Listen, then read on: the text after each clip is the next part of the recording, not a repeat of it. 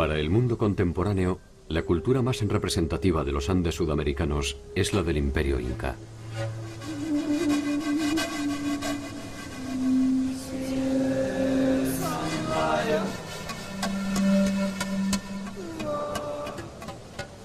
Sin embargo, la historia imperial de los incas representa apenas un siglo.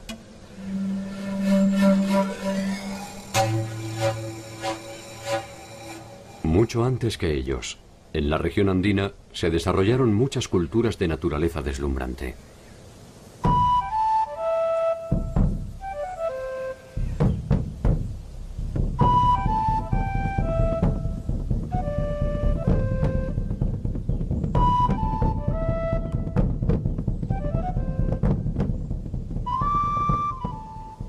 Conocer este mundo preincaico es una aventura siempre inquietante.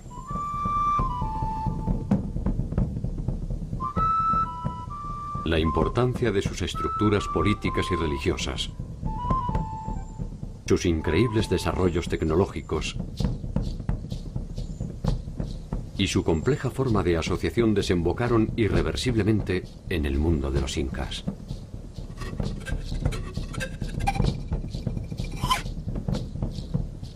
Ciudades milenarias, recintos funerarios escondidos, dioses latentes y sueños incumplidos se reproducen a lo largo y a lo ancho del territorio andino, como muestra de un modelo inédito de convivencia que puede proyectarse hasta nuestro presente.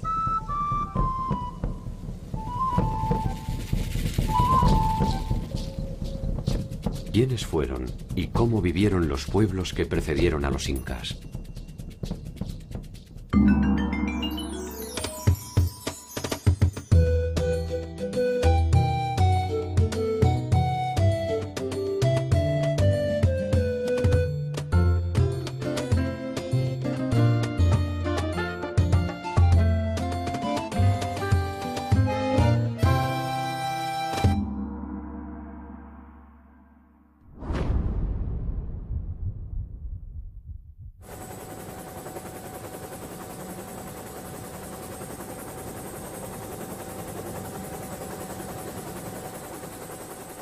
En el inicio de la invasión española al territorio del estado incaico, estos poseían un control hegemónico de su territorio desde la costa a la sierra y desde Colombia hasta Chile y Argentina.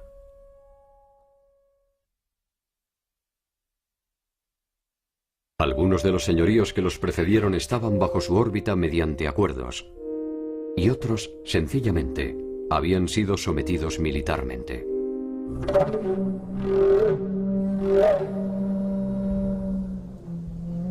El mundo andino, sin embargo, ya había conocido formas de organización imperial menos extensas, pero igualmente efectivas.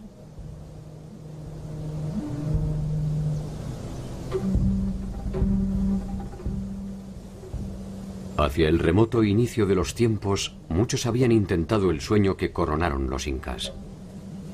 Un sueño milenario iniciado en un paisaje que era apenas algo menos que un desierto hostil.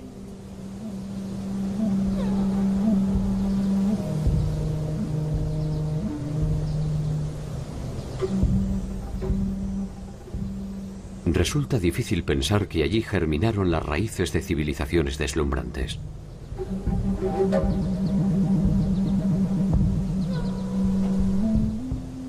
Allí nacieron los primeros dioses, las primeras leyes, los primeros desencuentros.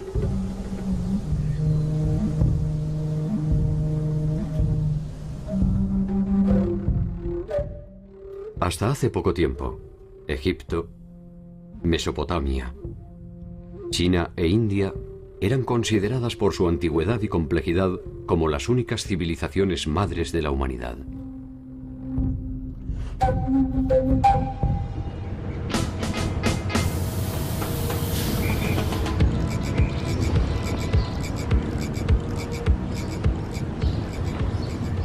Sin embargo, más de 4000 años antes de la fundación de Cartago, 2000 años antes del reinado de Ramsés I. Y 1000 años antes de Hammurabi, existió en Perú un complejo político y cultural cuyo centro fue la ciudad sagrada de Caral.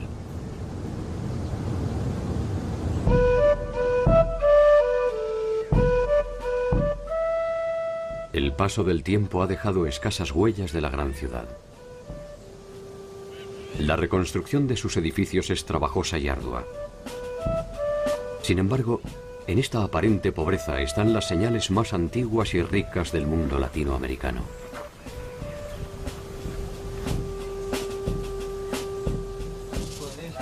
Entender qué nos dice este rastro de polvo es empezar a comprender la complejidad de nuestro tiempo.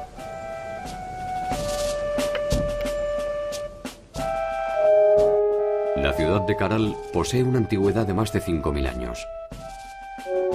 Es hasta hoy la primera ciudad-estado de América. En ella se organizaron los intereses de los hombres en torno a reglas específicas y concretas de convivencia, que incluyeron el pensamiento religioso, la innovación tecnológica y científica y la estratificación social.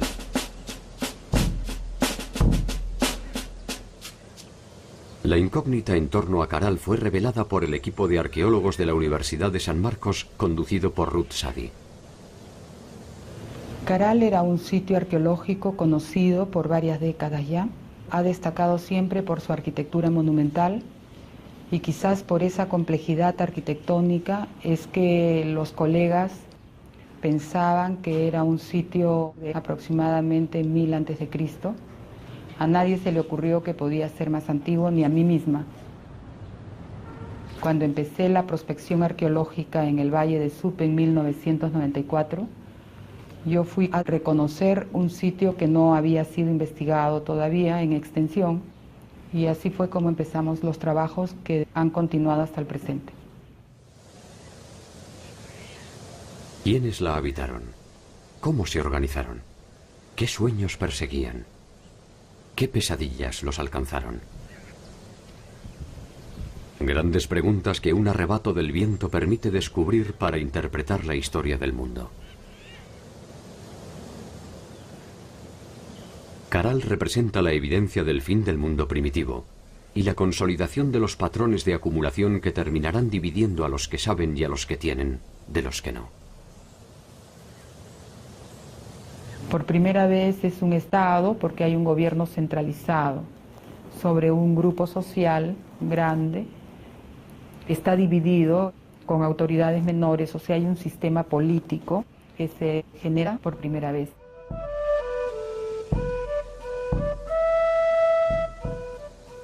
Extendida sobre una superficie de 50 hectáreas, posee 32 conjuntos arquitectónicos entre los que se encuentran el Templo del Anfiteatro, la Pirámide Mayor y la Pirámide de la Galería. No es solo Caral, son 18 asentamientos en el Valle de Supe, de diferente extensión, de diferente complejidad. Comprendió los territorios de costa, de sierra y de selva. O sea, por primera vez en el Perú se tendió un eje de interacción entre las sociedades que poblaban las diversas regiones. De modo que tenemos productos, conocimientos y experiencias que de la selva se trasladaron a la sierra, de la sierra a la costa, y todo fue un eje que enriqueció el proceso general de esta sociedad.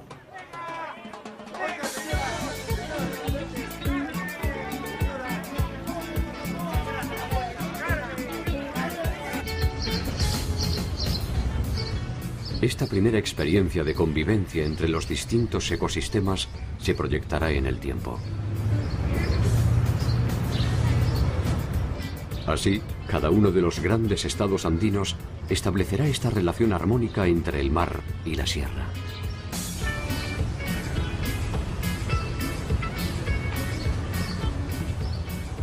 La importancia que tiene el sitio arqueológico es que testimonia el proceso cultural que dio origen a la civilización más antigua de América.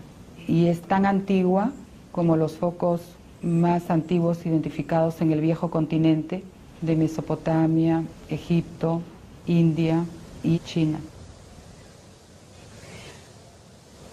Caminando entre los vestigios de la ciudad, se pueden apreciar los vastos conocimientos arquitectónicos que poseyeron sus moradores.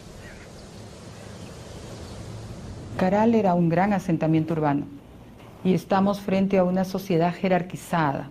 Hay distinciones en cuanto a la forma de vivir.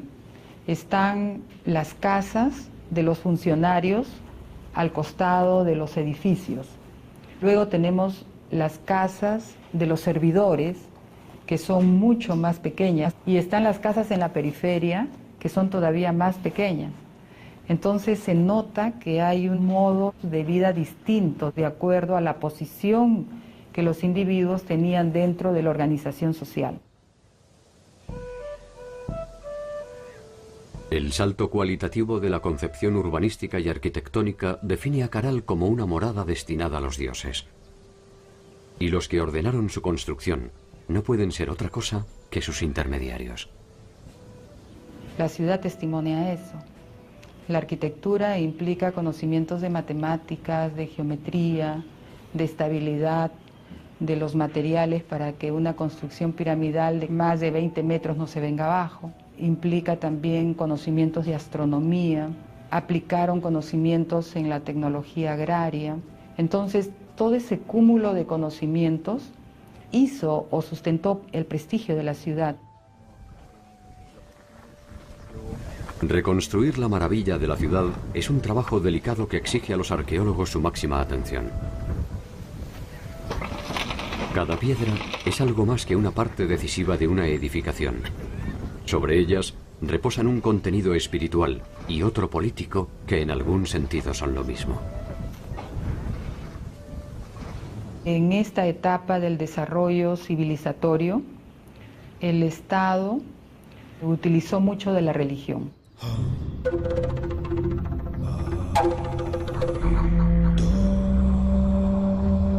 Es la religión la que sirvió para coercionar a la sociedad. Si no cumples con el trabajo que tienes que dar en tal fecha a tal dios, entonces te va a ir mal. El miedo ha sido la herramienta sobre la cual se edificaron la mayor parte de las sociedades madres. Sin embargo, Caral ofrece una versión distintiva. La ciudad no posee indicios de presencia militar, ni siquiera de tipo defensivo. Quizás se pueda suponer que durante más de 1000 años, un grupo humano numeroso pudo convivir en armonía sin la violencia que resulta ser el signo dominante de la historia universal.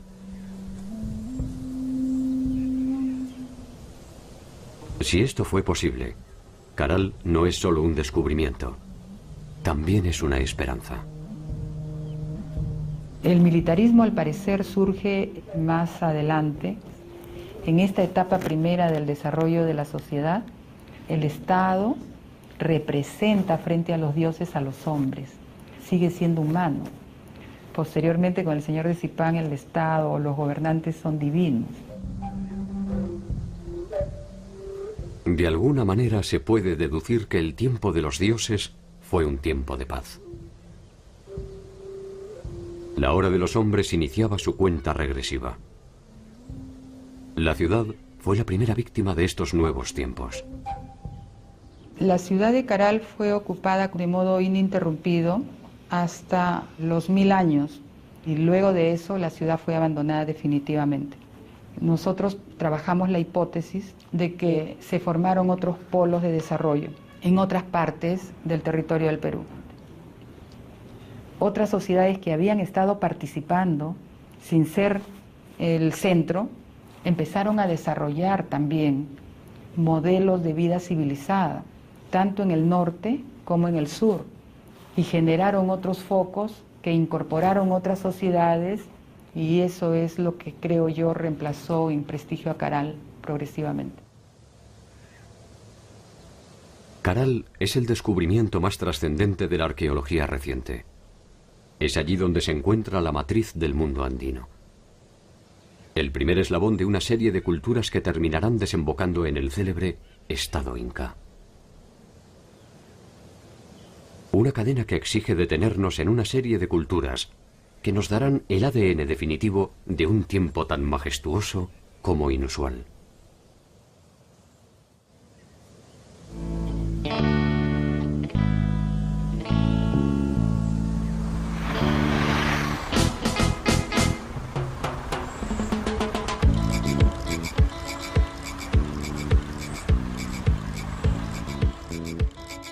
Entre el 1500 a.C. y el 500 de nuestra era, la más acabada representación de lo que se ha dado en llamar el primer horizonte cultural andino se encuentra en la ciudad de Chavín.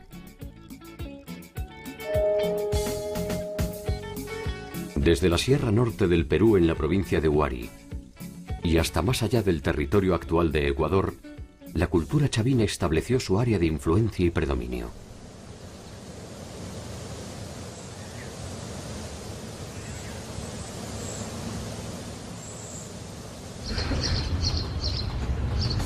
Cerca de allí, al final de su tiempo de gloria, se desarrolló otra importante cultura andina en los alrededores de Lima.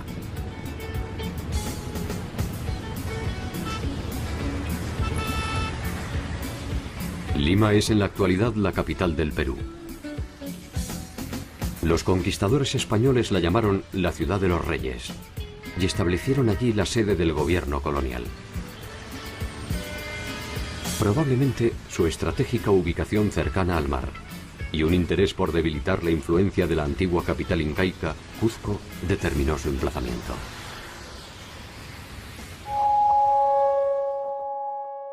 Entre el año 200 y el 700 de nuestra era, en torno a los valles limítrofes a los ríos Rímac, Chillón y Lurín, se desarrolló la cultura lima. Allí se combinaron los patrones clásicos de las sociedades andinas: la siembra, las obras hidráulicas, la construcción de caminos, el intercambio y la pesca. Muchos de los vestigios concretos y espirituales de los Lima se revelan hoy a orillas del mar en el adoratorio de Pachacamac. Pachacamac está vinculado con toda la mitología costeña y fue un centro de peregrinaje y de devoción muy importante.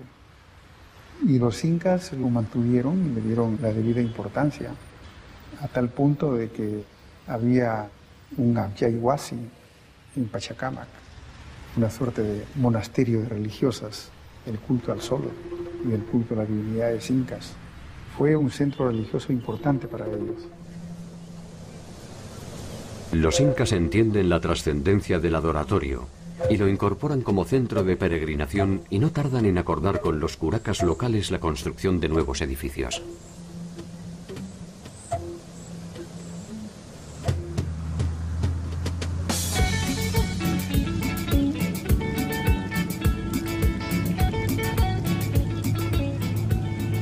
Una estrategia similar realizaron los incas cuando procedieron a la conquista del pueblo aymara en las inmediaciones del lago Titicaca. Para aquel entonces, el majestuoso centro ceremonial del Tiwanaku había sido abandonado.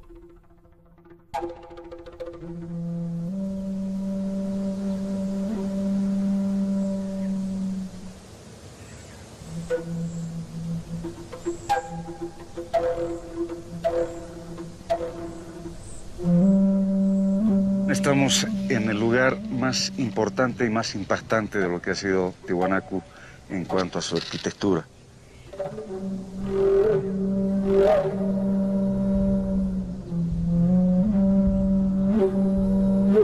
Tiwanaku es un conjunto de pueblos, un conjunto de grupos étnicos.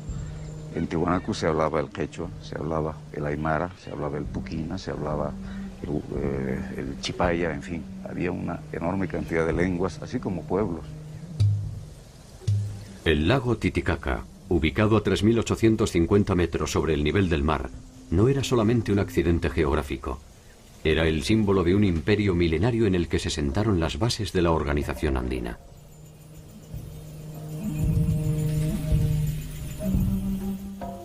Para los tiwanacotas, fue en su capital donde se produjo el origen del mundo. El dios creador, Viracocha, emergió de las aguas del lago Titicaca y fue él quien colocó al sol, la luna y las estrellas en el cielo, y quien envió a sus auxiliares a crear los animales y las plantas. Fue él quien talló en piedra a los hombres, les dio vida y los entregó al mundo.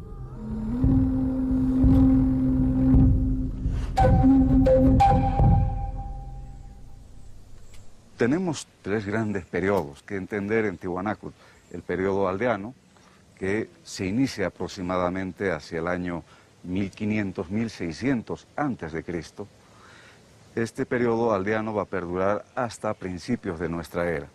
A partir de principios de nuestra era, gracias a la consolidación del territorio, el aumento de la población, la diversificación en la producción, los nuevos sistemas agrícolas que se van realizando en Tiwanaku, el intercambio de productos, los excedentes, en fin, Tiwanaku se transforma en un estado. Es la época de las grandes construcciones, es la época donde hay ese predominio religioso.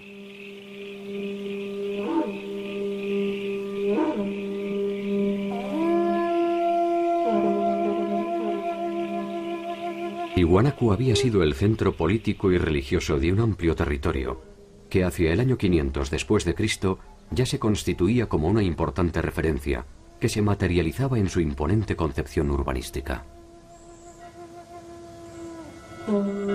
Los templos están relacionados con la parte de la cosmovisión andina.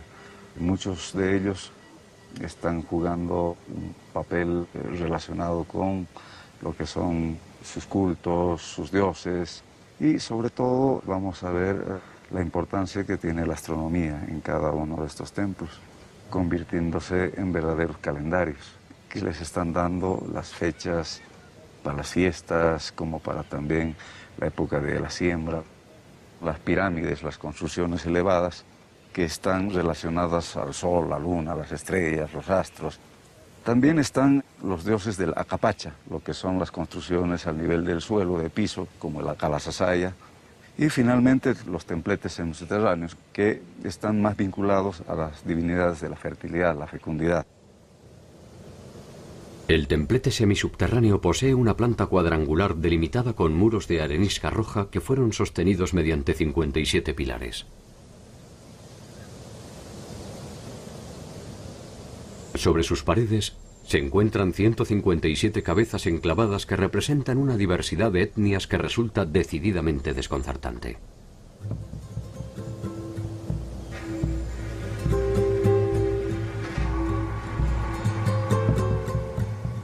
Allí se representan distintas razas que de ninguna forma pudieron ser conocidas por los habitantes de Tiwanaku.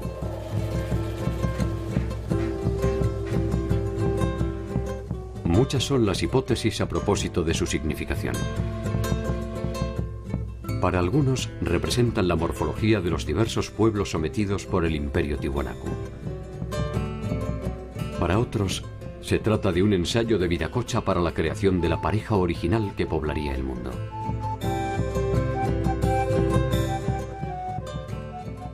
Los tiwanacotas proyectaron y realizaron obras monumentales, entre las cuales destaca la maravillosa Puerta del Sol, cuyo emplazamiento original es todavía un enigma. La Puerta del Sol nos está mostrando un complejo calendario, un calendario de carácter solar, lunar y a la vez agrícola. Los personajes alados están 15 a cada lado. Nos muestran los 30 días del mes y vamos a tener 11 pequeños soles, más el 12º, que es el dios solar en la parte central, que nos está mostrando también esa división de 12 meses en el año.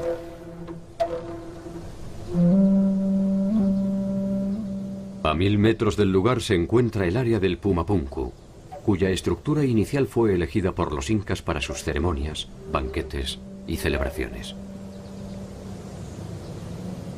En esta área podemos encontrar trabajos de lo que ha sido el manejo de la piedra. Bloques de más de 180 toneladas de peso que fueron trasladadas desde la serranía que tenemos allá, donde están las canteras, donde se extraía los bloques de piedra para la edificación de estos templos. Uno de los mayores bloques justamente es esta plataforma que tiene un peso de 185 toneladas, que eran parte del templo, el magnífico templo que se encontraba justamente hacia la salida. Al fondo se puede apreciar la montaña del Illimani, está justamente hacia lo que es uno de los principales achachilas, uno de los principales apus protectores de este sitio.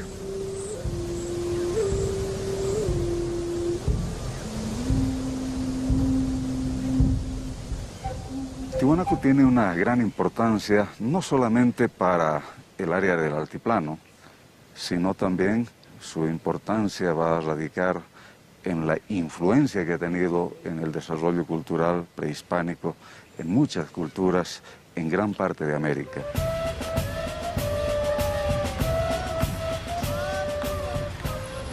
El pueblo aymara es hoy una de las comunidades más representativas de ese pasado, y la mayor parte de la población actual de Bolivia es descendiente directa de esta etnia. La impronta de su cultura definió las relaciones que se repetirían en los distintos pueblos andinos hasta la llegada de la invasión europea. Una de estas bases fue, sin duda, la tecnología alimentaria. Teníamos varios sistemas en la parte agrícola. Vamos a tener lo que son las tacanas o las terrazas de cultivo en las partes altas, donde preferentemente se da producción de papas macho. Hoy en día contamos con más de 400 variedades de papa que han sido productos justamente de Tiwanaku. Por lo tanto, la influencia, la importancia que ha tenido en la región ha sido bastante grande. También tenemos las cochas o cotas, que son lagunas artificiales. Solamente en este valle tenemos más de 400 que servían como acopio para el agua, tanto para la agricultura como para el pastoreo de los camélidos. Y la mayor tecnología de Tiwanaku es lo que constituyen los sucacollos, que son camellones irrigados mediante canales, donde podían ellos cultivar 3-4 veces al año. No solamente tenemos el desarrollo en la agricultura, sino también en lo que es el pastoreo, la crianza de camélidos.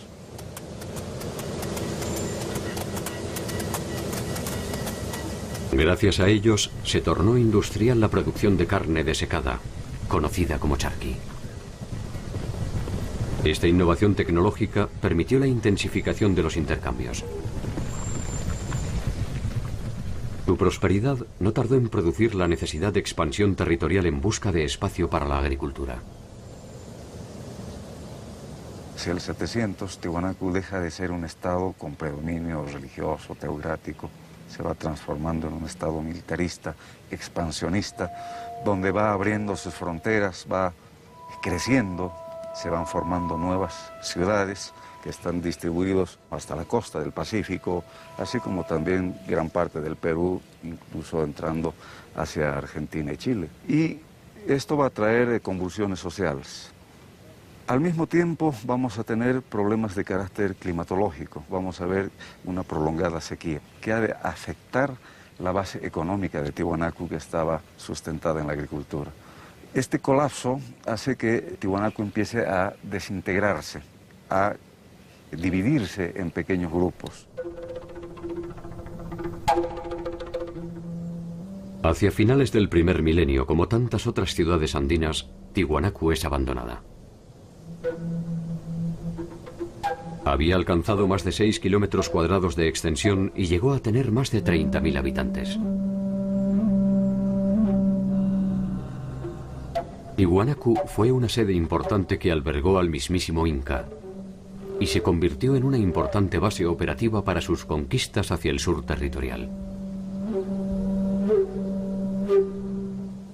Tiwanaku fue un centro productor de conocimientos y espiritualidad. La importancia de Tiwanaku trascendió su apogeo y su caída. Quedan por descifrar muchos eventos que aún carecen de nombre propio. La cultura, la lengua, la religión y algunas hazañas cercanas de su pueblo se han negado a sucumbir.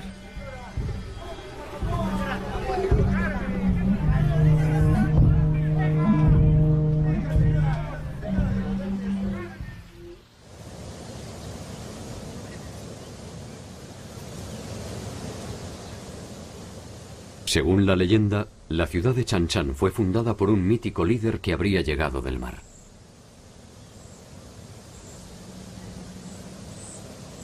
Su nombre fue Taikánamo. Con él se inicia la historia de los aguerridos Chimú, quienes ejercieron su vasta influencia territorial entre el 1100 y el 1450 de nuestra era, a lo largo de 1000 kilómetros de costa por más de 50 kilómetros tierra adentro.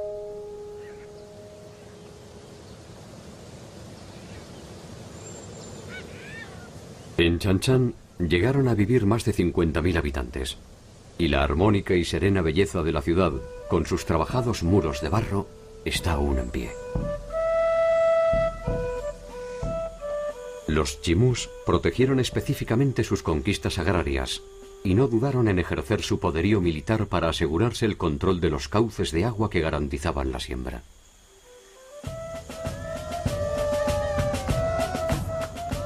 Proyectaron y realizaron acueductos, diques, canales, acequias y pozos.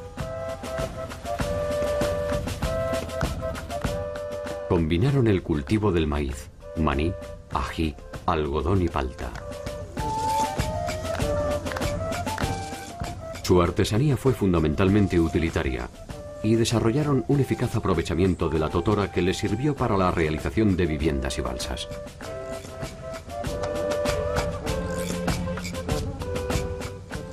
Su tecnología marítima es visible aún en muchos pueblos de pescadores.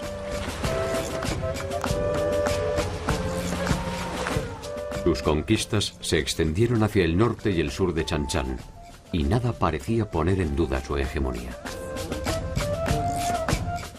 Nada hasta que se toparon con los ejércitos del Inca Pachacútec. La conquista de Chanchan no fue una empresa fácil. Capac Chimú comanda su pueblo cuando los incas se plantan a las puertas de su territorio.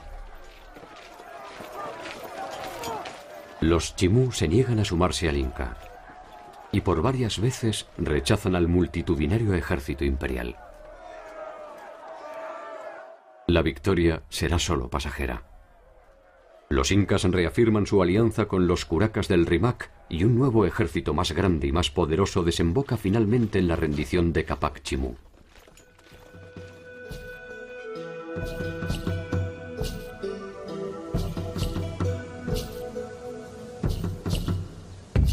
Sus líderes son desterrados y sus tierras se reparten entre los aliados incas.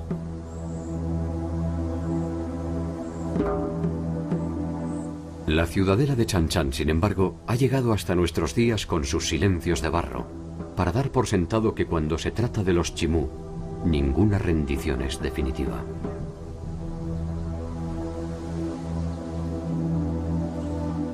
El control territorial y espiritual del mundo andino se mantuvo por más de 5.000 años asentado en diferentes pueblos. En el Valle de Supe, en Chavín, en Huari, en Tiwanaku, en Chanchan y en Cuzco. Su organización estatal fue evolucionando hacia formas cada vez más complejas que sin embargo no abandonan los principios fundamentales que le dan cohesión. Cuanto más tiempo pasa, más andinos son.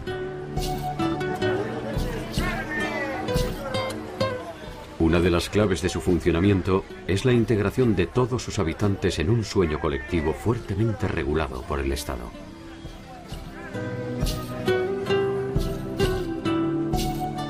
Uno de esos sueños, entre el año 100 y el 600 después de Cristo, se manifestó en una compleja y elevada organización sociopolítica identificada como cultura moche o mochica.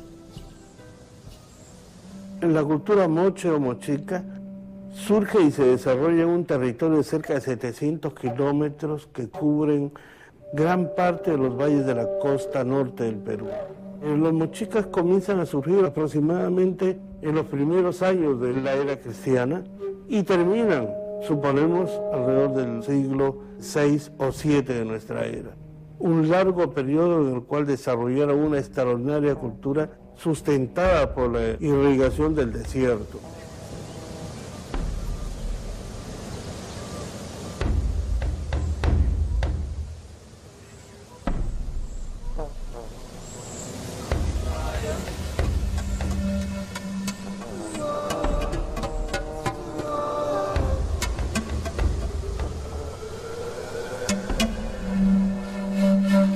La conquista fue una de las formas mediante la cual se obtuvieron tierras, sirvientes, esclavos y riqueza. Pero sería a partir de su producción artística donde los mochicas obtendrían la eternidad que no le aseguraron las armas.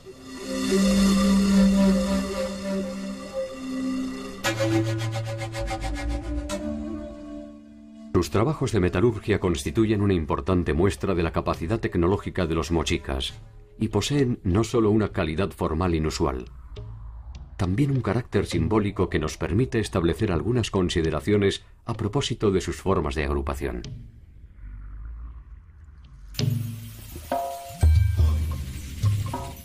La presencia de una fuerte ornamentación en la representación de sus señores es el indicio de una sociedad jerarquizada que monopoliza no solo las decisiones políticas y militares. Es también la base desde la cual puede presumirse el carácter sagrado de sus gobernantes. El oro como metal sabemos que no tenía ningún valor comercial. El oro estaba reservado exclusivamente para los ornamentos de los soberanos. Cuando muere un personaje importante que tiene algún adorno de oro, se va con él a la tumba porque nadie puede usarlo. El concepto de uso de cualquier vestimenta, de cualquier atuendo, está muy asociado a las personas. Y además, estos ornamentos debían acompañarlo para la vida en el inframundo, donde tenía que seguir ejerciendo sus mismos roles y sus mismas funciones.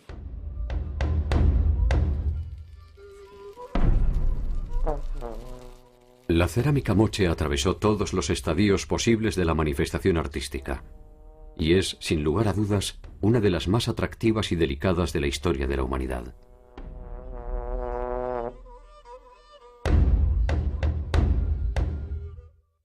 Desde los motivos abstractos primitivos hasta sus sofisticadas secuencias narrativas. Desde sus temáticas bélicas hasta las eróticas, en cada uno de los casos puede verse la cualidad de sus artesanos y la afirmación y personalidad de una cultura.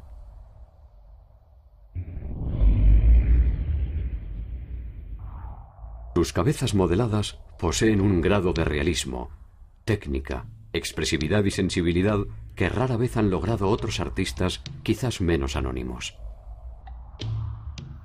Los mochicas fueron una sociedad cuya economía estaba basada en la agricultura, esencialmente. Fue un pueblo de agricultores del desierto. Ellos lograron la proeza de dominar el desierto, desarrollando una tecnología hidráulica que permitía desviar el curso de los ríos que bajan desde la montaña andina y usualmente se pierden en el mar, para llevarlos a las zonas secas donde no llega el agua, porque la costa norte del Perú es una región desértica.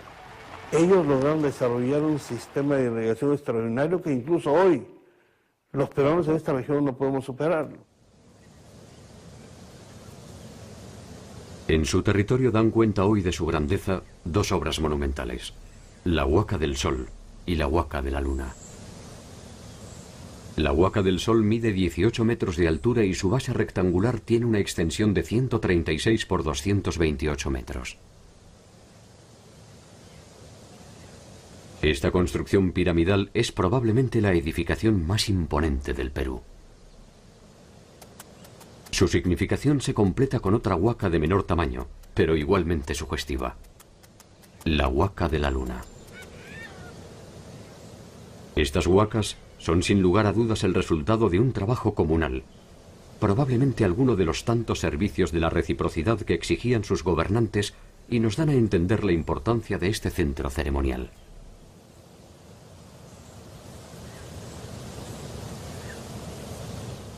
Muchos de los misterios de esta cultura guerrera han comenzado a revelarse a partir de un descubrimiento sorprendente. La cámara funeraria del señor de Sipán. Las tumbas de Sipán fueron descubiertas a raíz del inicio de un saqueo en el monumento de Sipán.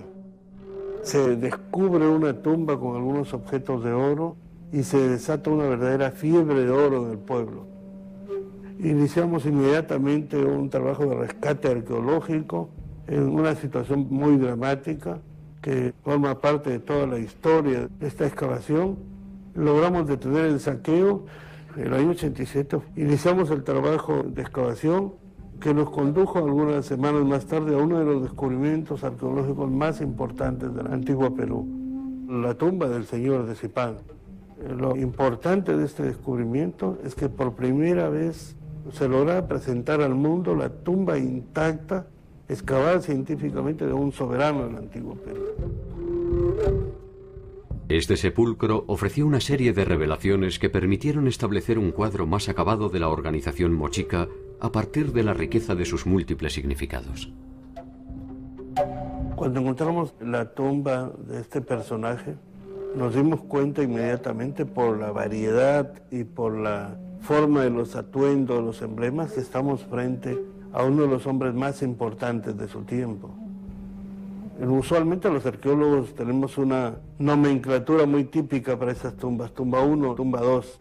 Nosotros fuimos un poco a la idea de no solamente rescatar objetos arqueológicos, sino también la presencia humana y el espíritu de un pueblo. No podíamos llamarles tumba 1. Y lógicamente no sabíamos el nombre verdadero de este personaje. Pero reflexionando sobre las características de la organización mochica como señorío y el nombre del pueblo de Zipán, lo llamamos la tumba del señor de Zipán.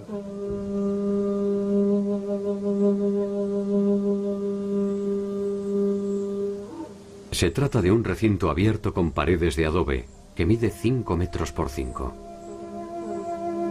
En el centro se ubicaba el ataúd del señor de Zipán, confeccionado en madera y envuelto con sus atuendos e insignias de mando.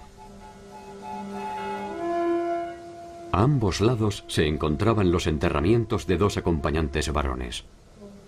Uno de ellos, ubicado en la misma posición que el señor de Zipán, sería presumiblemente un jefe militar. Opuesto a él se encuentra otro personaje de rango, que ha sido identificado como un jefe de protocolo. Un perro los acompaña, probablemente siguiendo las tradiciones que los identificaban como guías en el viaje hacia el más allá. La parte central de la cámara funeraria era el ataúd conteniendo el ajuar del señor de Zipán, que envolvía el cuerpo del señor al momento de su muerte. Este ajuar estaba compuesto por un conjunto maravilloso y extraordinario de ornamentos de oro, plata, cobre y cobre dorado, vestimentas, atuendos. La mayor parte de ellos son emblemas de rango. En la esquina suroeste de la cámara se encontraba un niño de aproximadamente 10 años, el techo, y sobre el techo el guardián que cuidaba la tumba. Y el guardián tenía los pies amputados como una señal simbólica de que no debía abandonar su puesto de vigilancia para la eternidad. Finalmente, el último acompañante estaba colocado en una de las paredes en posición sedente, como un vigía, custodiando la cámara de su señor. Este conjunto de acompañantes probablemente fueron parte de su séquito real, que tenían la obligación de acompañarlo en su muerte. La disposición de los cuerpos y el hallazgo de más de 200 vasijas escultóricas que representan personajes de importancia definen la noción de la muerte como un viaje hacia la eternidad en la cual el noble es acompañado por un séquito que ha sido sacrificado a tal efecto.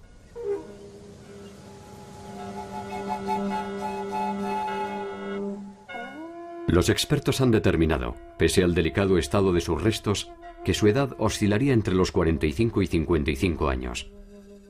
Probablemente haya sufrido una incipiente artrosis en su columna vertebral. Los estudios no pueden determinar la causa de su muerte, pero se ha descartado que ésta se haya producido de forma violenta. En Zipán se han registrado un total de 13 tumbas que pertenecen a diversas épocas y a la compleja jerarquía de los gobernantes mochicas. En la cúspide estaba el señor de Zipán con una autoridad triple, militar, política y civil. Debajo de él los sacerdotes, debajo los jefes militares y después el entorno cortesano que estaba compuesto por asistentes militares y asistentes religiosos de segundo nivel. Siempre los personajes principales al centro y alrededor los personajes de menor rango. Pero lo más importante es que cada tumba refleja el rol y función del personaje en vida. Las sociedades andinas poseían un fuerte grado religioso. La condición eterna de sus líderes implicaba un profundo ritual que probablemente se preparaba con mucha antelación.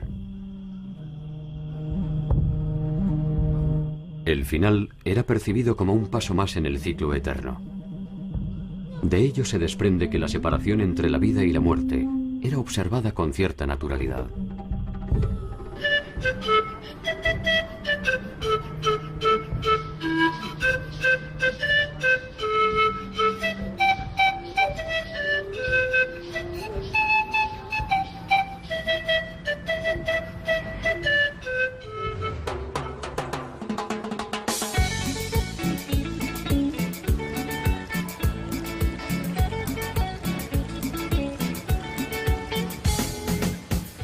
La vida y la muerte, los dioses y los hombres,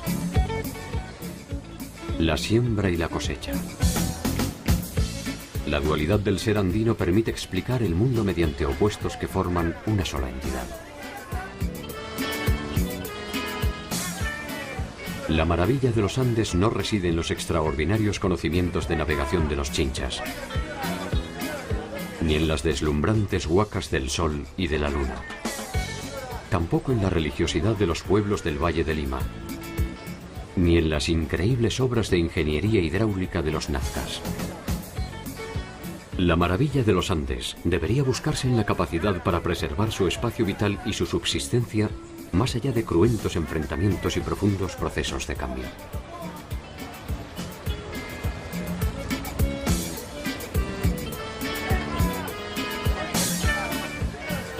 Quizás sin saberlo, seguimos esas mismas huellas que nos ofrecen la oportunidad de protagonizar una nueva realidad.